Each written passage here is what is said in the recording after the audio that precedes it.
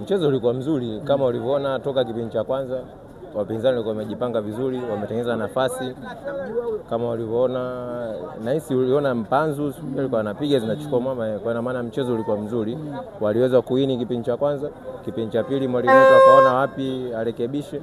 Kwa hiyo alivyorekebisha ndio hiyo imesaidia timu imeweza kupata matokeo. Ni kitu gani hasa ambacho mwalimu aliwaambia kabla ya kuja kwenye mchezo huu wa leo mkiwa kambini kuelekea kwenye huu mchezo wa leo?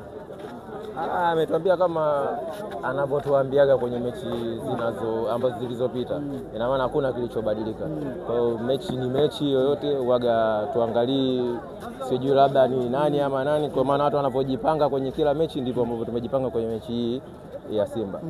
Haikuwa rahisi kiasi gani kwa upande wenu kuondoka na alama 3 hii leo mbele ya Simba Sports Club ambao walikuwa wanazihitaji pia alama kutoka kwenu? Ilikuwa rahisi, mechi ilikuwa ngumu. Namshukuru Mungu watu wamepambana, wameshirikiana vizuri na tumeweza kupata matokeo. Wamefanya mabadiliko mawili, na nyinyi pia mmefanya mabadiliko mawili, lakini kwa upande wenu yameonekana kuwalipa zaidi. Pengine hiki kuna kitu gani hasa ambacho mwalimu alikiona na kwenda kukifanya?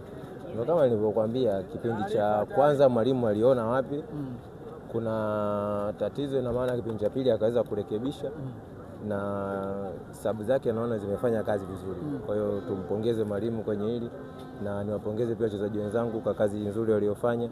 Muhimu ilikuwa ni pointi 3. Matumaini bado yapo kwa kuchukua ubingwa msimu huu? Bado yapo. Mechi mbona ndio kwanza tumeanza ligi, shehe unaniuliza swali hilo rafiki? Hapana. Matumaini bado yapo. Yapo kama kawaida. Zungumza na mashabiki wa Azam FC hawa hapa wanakutazama. Mimi naambia mashabiki wetu wasichoke, waendelee kuja kwa umoja kama ambavyo tunavyokujaga kila siku. Kwa hiyo ambavyo labda kwa sometimes tuna struggle kwenye kupata matokeo, wasikate tamaa, wakatuacha wenyewe tunapambana. Waendelee kuja na sisi, tukipoteza tukidraw waje na sisi, tusio tu pamoja kwenye matokeo labda tukiwa tunashinda, kwa maana uwepo wao ndio unatupa sisi nguvu na kuweza kuwapa matokeo kama hivi. Taarifa nategemea hapa.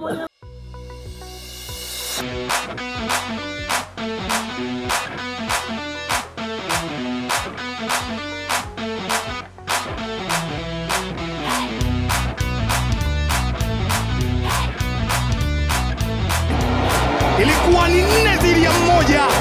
Kibu Dennis Prosper nyota. Mzizi akaikuta, akaiweka pala.